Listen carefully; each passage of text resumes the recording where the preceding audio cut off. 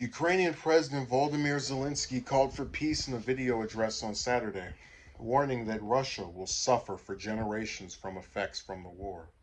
I want everyone to hear me now, especially in Moscow. The time has come for a meeting. It's time to talk, Zelensky said, according to Reuters. This time has come to restore territorial integrity and justice for Ukraine. Otherwise, Russia's losses will be such that it will take you several generations to recover. The Ukrainian president's warning comes amid fierce fighting by the country's military and civilians who have taken up arms to defend their land that has slowed the Russian offensive.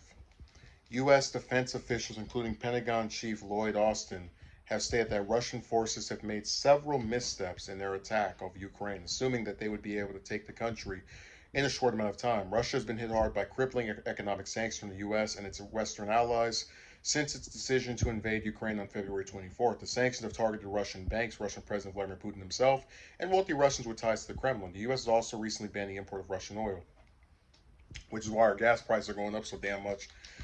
In addition, dozens of large private U.S. companies such as McDonald's and Apple have suspended or completely shut down operations in Russia in response to its war with Ukraine.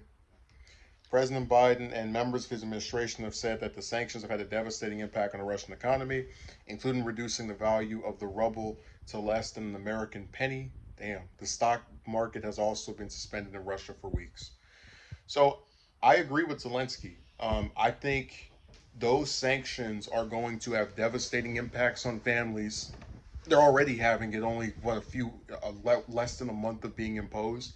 And if this carries out and continues for 6 months, a year, because I really hate how understated the sanctions are. We're talking not even just sanctions, but like all of the things other countries and these businesses are doing in response to this conflict. You've got Visa shutting off their cards. People can't access their money, apparently. You have these other companies pulling out.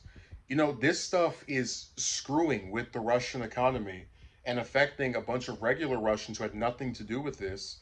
And they're suffering because of the decision of their head of state. So I completely agree with his hypothesis, but I would also add that I think the U.S.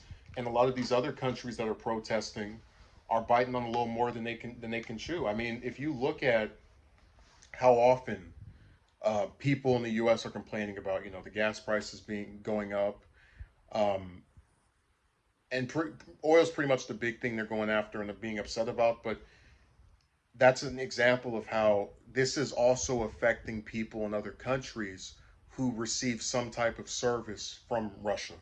So they're being affected negatively by this the most of anybody because they have the most attention and different attacks on them by various countries in the form of these sanctions. But it's a really sad cycle because a lot of people are going to end up making a lot less than they usually would have or being hit with these different ways of being impacted that are going to have lasting, lingering consequences.